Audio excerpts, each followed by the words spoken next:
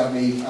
This is the business card I made for South by Southwest a couple years ago, which is a big interactive conference. I was an independent consultant at the time, and I didn't have money to make business cards. I didn't have a lot of business cards. And I was just thinking, well, what am I going to do when I meet people and they want to know what I'm doing and hopefully also be potential clients. So I took some rub-on letters and some card blanks and just made about 20 of these.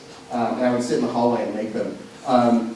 It ended up working great. I entered into a contest for business card designs, and I beat people like Jason Santamaria, who are like the top-notch designers in the industry, without doing any design work at all.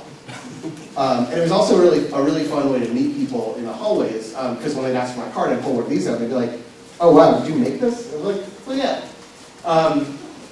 I've used these and handed them out as an independent consultant because, I'll show you on the next slide, just by being smart about how I'm publishing and how I hate the term personal branding, but kind of how I'm representing myself online, it really has become this easy. Like, nobody needs a phone number anymore to find me. They can find it on my blog. Nobody needs an email address because it's extraface@gmail. To find my website, it's just extraface.com. So with that one piece of information, you now have kind of the gateway to my entire online identity. And you can see if you search Google, the first things you're going to see are the things that I want you to see. There's no trickery I've done here. There's no like special search engine optimization. I didn't hire some fancy firm. I just was smart about how I placed the content that I create and where I put it, and kind of created a logical pathway. So www.extraface.com is kind of a hub, and it points out to all of the spokes, my blog, my Flickr account, my Twitter account. And I think this is it's a really simple example, but it's something a lot of businesses don't follow in terms of, rather than getting on every possible social network and putting yourself out there as much as you can because you think that's the way to do better in search, really creating a logical flow for your users to get through actually helps you perform even better when someone's looking for you.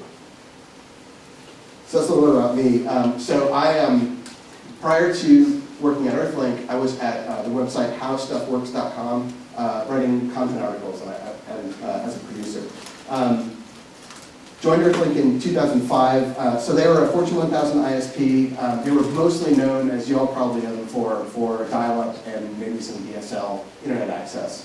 At the time, they recognized that those markets were kind of shrinking for them, and were looking for, they had two really big initiatives they were developing. One which was deploying municipal Wi-Fi networks across the company. So doing deals with cities to say, hey, we'll absorb the costs of unwiring your city in exchange for being able to run networks over them. This is an important way to.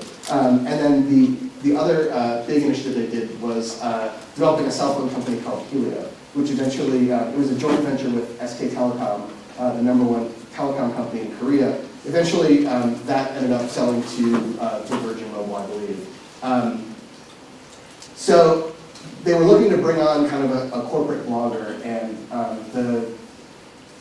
the job description was pretty vague, and was really looking for a content expert and somebody who could write about all the things the company had going on, and really almost in the sense of a newspaper or magazine editor, like just kind of cull all the information, all the initiatives, and be kind of an internal PR source.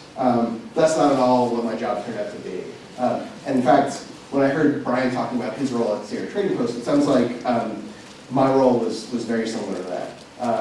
I turned into something of a Swiss Army knife, and starting as just a corporate blogger, setting up and writing the Earthlink corporate blog, I ended up being a consultant to the product developers, a consultant to our customer service team, to marketing, to corporate communications. And there was kind of this constant, I'll call it good tension in the company as far as where I should reside, because I had so many different goals and objectives, and every department could make a pretty good case as to why I should be there. Corporate communications wanted me there because that's kind of where the messages come from and where the relationships with journalists come from. Product development wanted to be there because that's where products are made, that's where the real intelligence and knowledge about what the company does is. Customer service actually didn't really want me to be there, but that would have been a good place for me.